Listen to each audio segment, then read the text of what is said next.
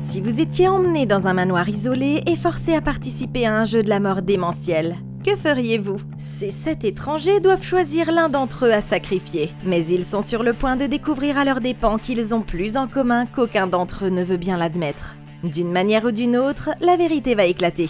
Et je vais donc vous expliquer les erreurs commises, ce que vous devriez faire et comment éviter d'être désigné pour le sacrifice dans L'un de nous doit mourir. Ces personnes sont sur le point de réaliser que peu importe jusqu'où vous courez, votre passé vous rattrapera toujours. Cette jeune femme se réveille sur le sol, les mains liées, et remarque qu'un autre homme utilise une statue à proximité pour se libérer. Il scie la corde, rampe jusqu'à elle et l'aide à se détacher les mains, pendant que les autres captifs commencent à reprendre leurs esprits. En regardant autour d'eux, ils réalisent qu'ils sont dans le salon d'un gigantesque manoir. Les 7 individus ne se connaissent pas et n'ont aucune idée de la raison pour laquelle ils ont été amenés en ce lieu. L'homme va aider les autres et il les détache un par un jusqu'à ce que tous soient libres. Une énorme porte métallique scelle l'unique sortie, et à l'extérieur, il voit par la fenêtre qu'il n'y a rien d'autre qu'une falaise abrupte. Les 7 captifs s'assoient donc pour réfléchir et essayer de comprendre ce qui se passe. Le premier se lève et se verse un verre d'eau, en soulignant que l'eau n'est probablement pas empoisonnée, parce que si le kidnappeur avait voulu les tuer, il ou elle l'aurait probablement déjà fait. Il tend un verre à l'hôtesse de l'air avant de demander si quelqu'un se souvient de quelque chose qui indiquerait comment ils ont atterri ici et dans cette situation. Il s'avère qu'ils ont tous été kidnappés alors qu'ils vaquaient à leurs occupations. Mais la question qui se pose est pourquoi ? L'homme en costume cravate pense qu'ils sont retenus pour une rançon, jusqu'à ce que ce grand-père prenne la parole et révèle une chose horrible. Il leur raconte que les ravisseurs l'ont torturé pendant des heures sans jamais lui demander ni argent ni aucune information, semblant uniquement vouloir le voir souffrir. L'homme à la chemise à boutons va l'examiner et constate que les ongles de ses doigts ont été arrachés pour le punir. Comprenant que la personne qui les a enlevés veut plus que de l'argent, ils décident de se présenter l'un à l'autre pour voir s'ils ont quelque chose en commun. Le premier est le lieutenant Simon Cruz, un enquêteur de la police de Mexico. Vient ensuite la famille, avec le père Esteban et la mère Marta, un homme d'affaires et sa femme extrêmement riches, ainsi que leur fille Lupe, avocate spécialisée dans les droits de l'homme. L'homme à la chemise à boutons se présente comme Armando, un chirurgien. Ensuite, c'est l'autre femme qui se présente, Teresa, qui est hôtesse de l'air. Enfin, il y a le vieil homme José qui dit seulement qu'il est à la retraite. Tout à coup, une vieille radio placée au milieu de la pièce s'anime et affiche un message indiquant qu'ils sont tous ici pour jouer à un jeu. Et une voix dans le haut-parleur lit les règles. Ils vont devoir choisir un membre du groupe qui sera tué, mais la personne désignée devra accepter d'être tuée. Personne n'est autorisé à se porter volontaire, et ils auront 1 heure pour prendre leur décision. S'ils ne parviennent pas à choisir ou s'ils refusent de jouer, ils seront tous assassinés. Une alarme retentit alors et une horloge numérique accrochée au mur entame le compte à rebours. Les captifs commencent à paniquer et la folie s'installe. Ok, c'est plutôt mauvais, mais pour un jeu de la mort, ça pourrait être bien pire. Rappelons qu'ils ont quand même 1 heure pour choisir quelqu'un à sacrifier ou trouver un autre plan. Alors que doivent-ils faire ? Commençons par examiner rapidement nos concurrents et les règles du jeu, pour voir ce que nous pouvons découvrir en faisant preuve d'un peu d'esprit critique. Tout d'abord, je trouve que les règles n'ont aucun sens. Choisir une personne à sacrifier est assez simple, mais les règles 2 et 3 sont contradictoires. La personne désignée doit accepter d'être tuée, mais ne peut pas se porter volontaire. Ne s'agit-il pas sensiblement de la même chose ? Supposons qu'il vote et choisisse Esteban, et que, voulant sauver la vie de sa fille et de sa femme, il accepte d'être sacrifié. Comment le tueur ferait-il la différence entre son accord et son volontariat? Je vois pas trop comment. Je suppose que ça s'additionne. Je sais pas pour vous, mais moi je préfère que les règles de mes jeux de la mort laissent un peu moins de place à l'interprétation. Ensuite, nous avons nos 7 captifs. Ils ont tous atterri ici pour une raison, et c'est probablement la conséquence de quelque chose d'horrible qu'ils ont fait dans leur passé. Il faut aussi considérer qu'il y a une très forte chance que l'un d'entre eux soit en vérité le psychopathe qui les a tous piégés ici. Et donc pour l'instant, nous ne pouvons faire confiance à personne, et surtout pas au grand-père. Parce que si j'ai appris une chose en regardant Squid Game, c'est qu'il ne faut jamais faire confiance au vieil homme. J'admets que s'il est dans le coup, se torturer et s'arracher les ongles des doigts, c'est s'engager très sérieusement. Mais tout est possible. Et ce qui ne l'est pas, c'est de dire avec certitude qui est innocent et qui est coupable à l'heure actuelle. Et honnêtement, je me soucierais bien plus de sortir du manoir en vie. Alors il est temps de commencer à travailler sur un plan de survie. Si nous voulons respecter les règles du jeu, la chose la plus logique à faire, c'est de sacrifier le grand-père, vu qu'il est le plus âgé et qu'il lui reste le moins de temps à vivre. Mais le problème, c'est qu'il faudra qu'il soit d'accord, et nous ne pouvons pas compter là-dessus. Surtout si c'est lui le psychopathe derrière tout ça. Donc je commencerai par faire remarquer au groupe que personne n'acceptera de se sacrifier, et que si nous voulons tous sortir vivants du manoir, nous allons devoir travailler ensemble pour trouver un moyen de nous échapper. Maintenant, le tueur n'appréciera pas que nous fassions équipe, et il y aura probablement des conséquences. Je voudrais donc faire quelque chose pour essayer de les confondre. Je dirai à tous les hommes et à toutes les femmes de changer rapidement de vêtements. Puis je casserai une des ampoules des lampes et j'utiliserai le verre tranchant pour couper 7 masques identiques. Avec nos tenues échangées et nos visages couverts, il sera plus difficile de distinguer qui est qui. Et si leur chef est en fait l'un d'entre nous, alors leur homme de main pourrait ne pas vouloir prendre le risque d'éliminer qui que ce soit. Si quelqu'un n'est pas d'accord, il sera en tête de ma liste de suspects. Ensuite, je considérerai la fenêtre géante au bout de la pièce comme notre meilleure chance de sortir. Je commencerai par utiliser une partie pointue d'une des plus petites statues pour attaquer les bords et essayer de faire voler la fenêtre en éclats. Avec une chute de 60 mètres de la falaise qui nous attend, il n'y a aucune chance qu'on sorte de là en descendant, mais ça veut pas dire qu'on peut pas monter. En plus, la surface extérieure est couverte de lianes que nous pourrions utiliser pour essayer de grimper jusqu'à la liberté. Il faut agir vite, et nous verrons si nos ennemis réagissent avant qu'il ne soit trop tard. Le chirurgien et l'hôtesse de l'air commencent à frapper à la porte en suppliant qu'on les laisse partir. Mais Martha leur dit de se calmer, affirmant que les amis influents de sa famille viendront à leur secours. Armando fait remarquer qu'il ne reste pas beaucoup de temps à attendre, et il affirme qu'ils doivent choisir quelqu'un à sacrifier ou ils finiront tous morts. Tentant de sauver sa peau, Teresa ajoute que les femmes ne devraient pas être obligées de participer. Mais les hommes n'en démordent pas, parce que nous sommes en 2023 et qu'ils sont pour l'égalité des sexes, surtout quand il s'agit d'un jeu de la mort. Le groupe est dans une impasse, jusqu'à ce que José prenne la parole et dise qu'il devrait le choisir parce qu'il est le plus âgé. Tout le monde approuve cette idée puisqu'elle leur permet de se tirer d'affaire. À l'exception de notre avocate des droits de l'homme qui demande au vieil homme s'il a une famille, et il répond qu'il vit seul. Malgré les circonstances qu'il désigne comme le choix évident, elle affirme que sa vie compte autant que celle de n'importe qui d'autre. Le chirurgien la met au défi de prendre la place du vieil homme, si c'est vraiment ce qu'elle ressent. Mais elle propose plutôt de tirer au sort. Ça rendrait la décision moins personnelle, même si personne n'est prêt à laisser sa vie au hasard. Mais Armando souligne que son expertise médicale permet de sauver des dizaines de vies chaque année, tandis que Martha rappelle que son entreprise emploie des milliers de personnes qui dépendent de leur salaire pour nourrir leur famille. Fatigué de ces querelles, le vieil homme reprend la parole et leur dit de voter et de le choisir. Loupé proteste, mais les autres ont pris leur décision, et les 2 autres femmes le remercient même pour son sacrifice. Voyant là une occasion de se repentir avant d'aller dans la grande maison de retraite qui est au ciel, le vieil homme avoue qu'il a dans sa vie fait des choses dont il n'est pas fier. Et le flic se penche pour savoir ce qu'il veut dire par là. C'est à ce moment-là qu'une trappe dans le mur s'ouvre et un homme aux cheveux blonds sort avec un fusil de chasse. Il tire une fois dans la tête de José, le tuant sur le coup avant de disparaître à nouveau dans le mur. Et ça fait une victime à terre, mais le jeu ne fait que commencer.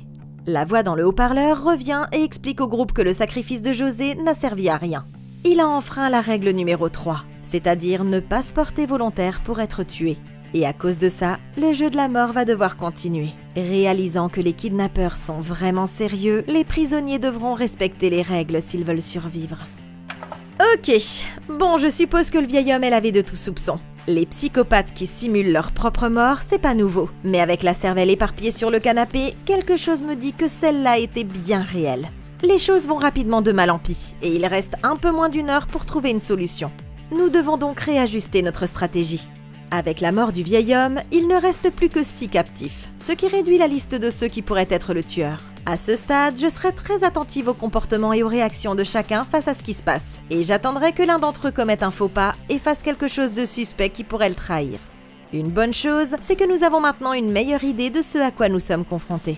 Nous savons qu'il y a au moins 2 tueurs, qu'ils ont au moins une arme à feu et qu'ils peuvent passer par des trappes dans les murs. Je pense que si nous continuons à enfreindre les règles, nous pourrions peut-être faire réapparaître ces 2 personnes, mais cette fois, je serai prête à les affronter. C'est risqué, mais si j'attends juste à côté de la trappe, je pourrais peut-être prendre l'avantage sur eux et renverser la situation. Le plus important, c'est de s'emparer de l'arme. Les désarmer est la seule chance d'obtenir un combat équitable. Et si je pouvais mettre la main sur le fusil, ce serait vraiment un grand coup. C'est sûr que ce sera pas simple, mais quand la seule autre option est de continuer à jouer au jeu de la mort, ça vaut la peine d'essayer. Si nous voulons éviter un affrontement, alors notre seule option à ce stade serait de continuer à jouer le jeu et d'essayer d'être plus malin que les autres joueurs quand nous en aurons l'occasion. Une bonne occasion peut encore se présenter, et nous devons donc tous rester sur nos gardes pour la saisir. Esteban tente d'offrir aux survivants 10 millions de dollars pour épargner la vie de sa famille. Mais le compte à rebours se poursuit, quand une alarme retentit et que les immenses portes du milieu s'ouvrent d'elles-mêmes. Simon entre le premier, suivi des autres, et ils avancent prudemment dans le couloir, rempli de peintures inquiétantes, jusqu'à ce qu'ils arrivent à un balcon surplombant un salon au centre duquel se trouve un tableau d'affichage lumineux. En bas, Armando trouve une pile d'enveloppes étiquetées à lire, et il ouvre la première, révélant une carte qui explique les règles du prochain défi. Ils devront répondre à une série de 9 questions, et la première lettre de chaque réponse constituera le nom de leur kidnappeur. Mais ce qu'ils ne savent pas, c'est qu'ils vont également devoir révéler certains de leurs secrets les plus sombres. Les victimes se rassemblent au centre de la pièce, et le jeu commence. Le premier indice demande le nom de la figure de proue de l'entreprise d'Esteban, qui refuse de répondre, mais sa femme admet que l'homme s'appelle Pereira. Le flic remplit la première section du tableau. Ensuite, ils doivent deviner la substance à laquelle Teresa est accro, et le chirurgien devine qu'il s'agit d'amphétamine, au vu de ses symptômes de sevrage évidents. Troisièmement, on apprend que Lupe a falsifié son diplôme de fin d'études secondaires, révélant qu'elle n'est pas si brillante que ça. L'indice numéro 4 est Lorenzo, le nom du partenaire de Simon qui a été condamné pour corruption. À mi-parcours, ils arrivent au 5e indice, et la réponse choque la famille, parce qu'elle demande le nom de la sœur de Martha. Mais Lupe insiste sur le fait que sa mère est fille unique. Martha admet que sa sœur s'appelait Ophélia, et qu'elle est morte très jeune, avant la naissance de sa fille, ce qui explique qu'elle ne se soit jamais connue. L'indice numéro 6 dit simplement « José est un » et ils remplissent le blanc avec le mot espagnol pour désigner un retraité. Le 7e indice est le surnom du dealer de Teresa, Elf. Le 8e est une MST dont souffre Armando, appelée la gonorrhée. Enfin, ils arrivent au 9e indice, le nom de la deuxième maîtresse d'Esteban, et Martha admet qu'elle s'appelait Alejandra et était la secrétaire d'Esteban. Simon s'éloigne du tableau et les premières lettres de chaque réponse forment le nom de Pablo Rega. Ce nom ne semble pas leur évoquer grand-chose, mais Simon remplace le J par un V, révélant ainsi la véritable identité de leur kidnappeur, Pablo Vega.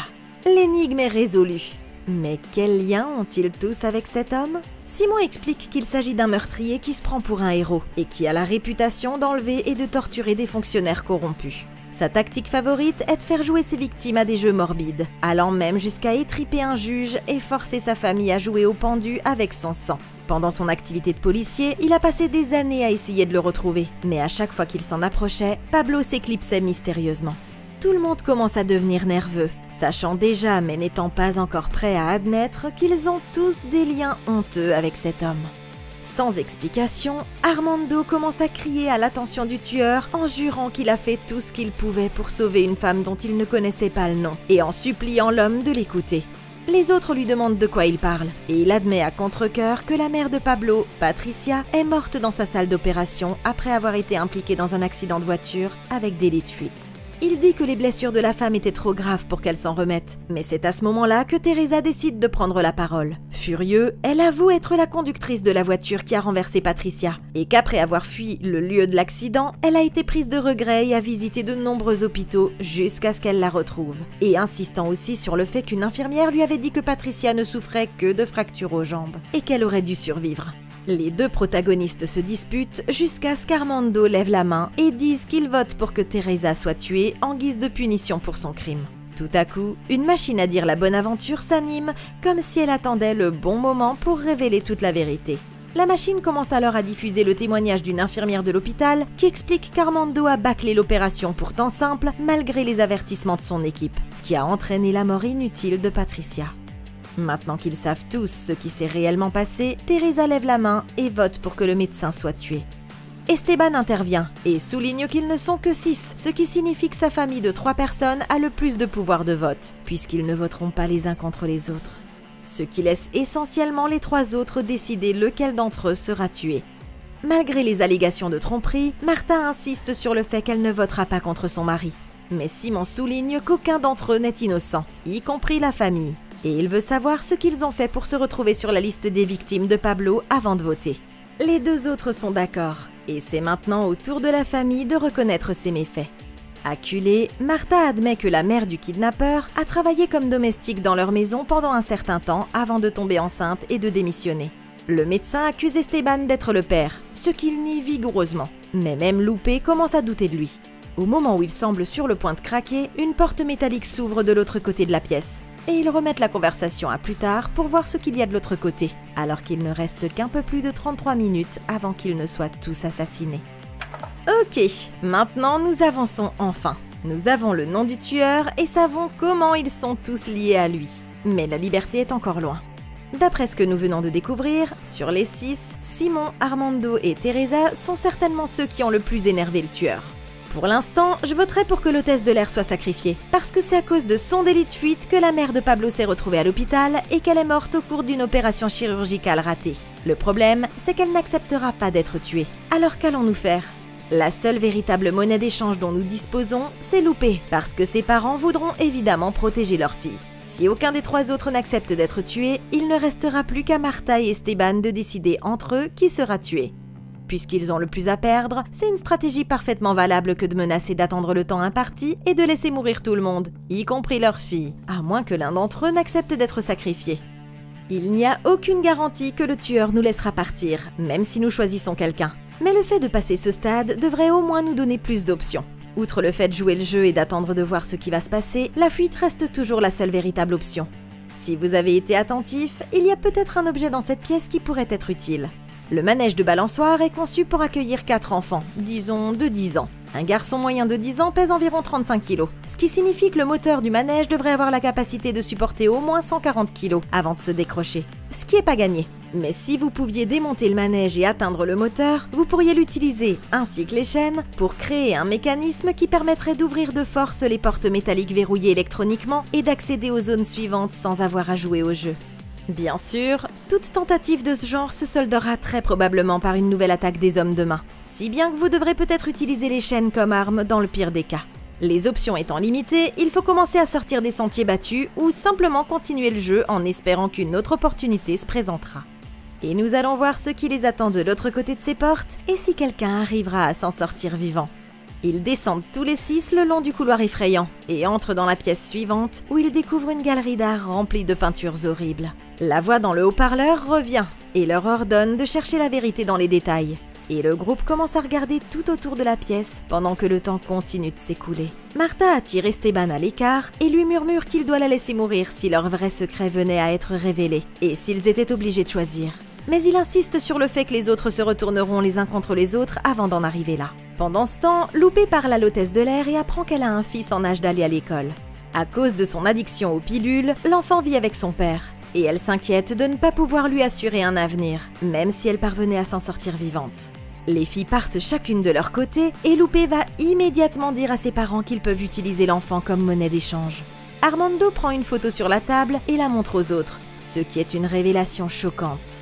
La légende sur la photo est la suivante. Maman avec oncle Esteban et tante Martha à Paris. Et c'est ainsi que le château de cartes d'Esteban et de Martha s'écroule. Lupe réalise que la femme sur la photo est sa tante, Ophélia, ce qui ferait d'elle et du kidnappeur des cousins. Pour l'instant, les parents refusent de s'expliquer. En les pressant de détails, Simon décroche du mur un tableau qui montre que Pablo est né dans un hôpital psychiatrique. Martha réalise que la plaisanterie est officiellement terminée. Elle explique qu'Ophélia était sa sœur aînée et qu'elle avait connu des problèmes de dépression et de psychose tout au long de sa vie, jusqu'à ce que son père décide de l'interner dans un hôpital psychiatrique. Le traitement semblait fonctionner, jusqu'au jour où elle a été agressée par un membre du personnel et est tombée enceinte d'un petit garçon. La famille a essayé de la convaincre de ne pas avoir le bébé, mais elle a refusé et est finalement décédée pendant l'accouchement. Le garçon est né avec une marque distincte sur le bras, et Martha l'a laissé aux soins de l'employé de l'hôpital, refusant de renoncer à ses ambitions de femme d'affaires. Les autres reprochent à la famille d'avoir tourné le dos à sa sœur et à l'enfant, estimant que c'est de leur faute s'il s'est transformé en tueur et s'il les a piégés dans ce jeu tordu. Le chirurgien demande à Simon et Teresa s'il y a quelque chose qui pourrait se produire et qui les pousserait à accepter de mourir. Et ils répondent tous les deux par la négative. Ils se tournent alors vers Esteban en expliquant que puisqu'aucun d'entre eux n'est prêt à être sacrifié, ils tomberont tous ensemble et les parents seront forcés de regarder leur fille se faire tuer. C'est un argument convaincant, mais l'homme et la femme d'affaires ont un dernier tour dans leur sac et Martha passe à l'action. Elle approche Teresa en lui disant qu'elle sait qu'elle a un fils et elle lui propose de l'acheter. Le prix est fixé, $1 million pour le garçon, ce qui lui garantira un avenir prospère, mais seulement si Teresa accepte d'être tuée pour que les autres puissent être libérés. L'argument est convaincant, mais Teresa ne veut pas se laisser faire et elle refuse catégoriquement. Mais il est déjà temps de procéder à un nouveau vote. Simon lève la main et vote pour le sacrifice d'Esteban, et les autres se joignent à lui. À court d'options, Esteban accepte, mais Martha n'en démord pas. Elle exige qu'ils la choisissent et le groupe change de vote. Il ne reste que 11 minutes au compteur et Martha est agenouillée au centre de la pièce, suppliant Pablo de la tuer. Soudain, le chronomètre s'arrête et une alarme commence à retentir. Mais personne ne se présente pour tuer la femme. Une autre porte métallique s'ouvre et le groupe la traverse. La famille relève Martha et suit le groupe de près. Ok, il semble que nous venions tous de découvrir qui est la personne à blâmer pour que nos protagonistes se retrouvent tous dans le jeu de la mort d'un psychopathe. Ils pensent peut-être que l'argent peut résoudre tous leurs problèmes, mais maintenant qu'ils sont confrontés à un tueur qui ne peut pas être acheté, cette riche famille doit faire face à quelque chose qu'elle n'a jamais espéré voir, les conséquences de ses actes. On voit maintenant clairement où tout a mal tourné. Et je pense qu'on peut dire sans risque de se tromper, Martha, tu as Nous pouvions deviner d'après ton attitude et tes décisions au cours du jeu que tu étais une personne égoïste, mais nous n'en avions pas la preuve. Alors que ta propre sœur aînée luttait contre la dépression, tu as décidé que la meilleure chose à faire était de l'envoyer dans un asile pour une thérapie par électrochoc, pendant que toi, tu poursuivais ton rêve d'épouser un riche homme d'affaires et de vivre grassement du dur labeur d'autrui. Mais ça, c'est pas le pire. Ta pauvre sœur a été agressée par un des employés et est morte pendant l'accouchement. Malgré toute ta richesse et ton pouvoir, tu as décidé d'abandonner le garçon à une infirmière et de la laisser s'occuper de l'enfant, parce que s'occuper de lui ne correspondait pas à tes projets de vie. Au moment où tu avais négocié vos vies pour ne pas être désigné, tu as essayé de faire tout un plat des 80 000 employés que l'entreprise de ton mari emploie, et qui dépendent de vous pour survivre. Mais tu n'as même pas voulu ouvrir ton porte-monnaie pour aider ton propre neveu quand il avait le plus besoin de toi. Tu aurais au moins pu prendre de ses nouvelles de temps en temps juste pour voir comment les choses allaient et t'assurer qu'il ne se transformerait pas en tueur en série avide de vengeance. Toutes les personnes qu'il a tuées, c'est de ta faute. Et honnêtement, je peux pas lui reprocher de t'avoir amené ici et de te forcer à assumer tes actes. Maintenant, ta propre fille est piégée dans cette maison des horreurs et tout l'argent du monde ne pourra pas la sauver.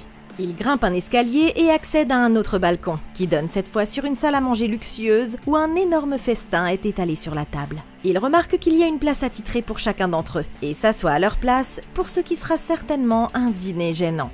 Teresa trouve un pilulier avec son fixe à l'intérieur, et le chirurgien lui suggère de le prendre pour contrer les effets du sevrage. Mais après y avoir réfléchi un moment, elle refuse. Il se sert un verre de vin et les encourage à manger pour ne pas mourir le ventre vide. Loupé fait remarquer qu'ils sont tous encore en vie et que le chronomètre s'est arrêté, ce qui veut peut-être dire que Pablo leur a pardonné. Mais le docteur n'en est pas si sûr. Après tout, les aurait-il vraiment kidnappés et aurait-il assassiné un homme sous leurs yeux pour ensuite leur donner un délicieux repas et les renvoyer chez eux? La conversation tourne autour de José, et Simon réalise enfin que c'est lui qui a agressé Ophélia et la mise enceinte du garçon. C'est alors qu'il prend à manger sur un plat et se coupe le doigt avec quelque chose qui est caché à l'intérieur de la nourriture. Le médecin va vérifier et sort un énorme couteau de chasse avec le message « Do it yourself ». Comprenez, faites-le vous-même, accroché à son manche. L'alarme sonne et le compte à rebours recommence. Armando se lève en brandissant le couteau, alors que tout le monde sursaute et recule à l'autre bout de la pièce. Il insiste sur le fait qu'ils doivent tuer Martha, promettant qu'il utilisera son expérience de chirurgien pour le faire de manière à ce qu'elle ne souffre pas. Alors qu'il s'élance vers la femme, Esteban lui attrape le bras, lui fracasse un verre sur la tête et lui enfonce la lame dans le ventre. Le médecin s'effondre alors sur le sol. Simon tente de l'aider, mais l'homme insiste sur le fait qu'il n'y a plus rien à faire. Comprenant qu'il s'agit de leur meilleure chance de s'échapper, le groupe vote pour le sacrifice d'Armando, qui accepte de mourir pour que les autres puissent être libérés. Esteban prend le couteau et Armando lui demande de le poignarder en plein cœur. Esteban lui enfonce alors le couteau dans le cœur et le tue. Ça fait 2 victimes à terre et il en reste 5. Le chronomètre s'arrête alors qu'il ne reste plus qu'une fraction de seconde et une porte s'ouvre de l'autre côté de la pièce. Simon prend le couteau de la poitrine du médecin et les survivants le suivent dans le couloir. Ils montent un escalier en colimaçon, voient enfin la lumière du jour, mais se rendent compte qu'ils sont au beau milieu d'un énorme labyrinthe de haies. Esteban attend que les autres aient pris quelques longueurs d'avance pour dire à sa famille de se séparer du groupe. Mais ils ne vont pas loin avant que Loupé ne commence à paniquer, insistant pour qu'ils fassent demi-tour et retournent sur leurs pas. Pendant ce temps, les 2 complices de Pablo les suivent de près, et la femme ouvre le feu avec son AK dès qu'elle aperçoit la famille, la faisant fuir. Entendant le coup de feu, Teresa s'enfuit en courant, laissant Simon derrière elle. Ok, y a-t-il un médecin dans la salle? Je veux dire, à part celui qui vient d'être poignardé? Les autres ont peut-être réussi à s'échapper, mais il semblerait que sortir du manoir n'était qu'un début. Si près de la liberté, c'est pas le moment de se séparer et de prendre des décisions stupides. Heureusement, il existe une méthode infaillible pour trouver son chemin dans n'importe quel labyrinthe que nos survivants pourraient utiliser. Dès que le labyrinthe commence, ils doivent immédiatement toucher un côté du labyrinthe avec une main, puis continuer tout le long sans jamais la retirer. Ce sera lent, mais c'est garanti tant que vous ne retirez jamais votre main, parce que prendre les bords du labyrinthe et les étirer formerait essentiellement une boucle géante. Vous pouvez essayer vous-même, même avec un stylo et du papier, en choisissant simplement un mur au début et en vous y tenant. Et vous trouverez votre chemin jusqu'à la ligne d'arrivée à chaque fois. Je sais pas à quel point ces haies sont impénétrables, mais passer au travers pourrait aussi être une stratégie viable. Étant donné qu'aucun d'entre eux n'était en solo, du moins au début, les hommes auraient pu mettre une des femmes sur leurs épaules pour qu'elles puissent jeter un coup d'œil au-dessus des haies et essayer de trouver leur chemin. Ce faisant, elle s'exposerait aux tirs de Slim Shady et de sa copine bien sûr, donc c'est pour ça qu'il faut se faufiler. C'est un jeu de la mort après tout. Il faut donc prendre des risques tout en espérant qu'on pourra sortir avant que les tueurs ne nous retrouvent. Teresa arrive à un pont en bois et s'arrête pour jeter un coup d'œil. Elle ouvre son pilulier et fait tomber son fixe à travers les planches, dans la terre en contrebas. Elle récupère sa pilule sous le pont juste au moment où la femme avec l'AK arrive de nulle part et passe au-dessus d'elle. Une fois que la voie est libre, Teresa court jusqu'à ce qu'elle trouve une sortie, s'élançant vers la liberté pour être finalement ridiculement renversée par un pick-up roulant à vive allure. Ça, c'est un peu dommage, mais la vraie surprise, c'est quand elle découvre qui était au volant. Son compagnon de captivité, Simon, alias Pablo Vega. Elle le supplie de la laisser partir, mais Pablo ne fait que remonter dans son véhicule, ce qui fait 3 victimes à terre. Le tueur a enfin été révélé, et il reste encore 3 personnes à tuer.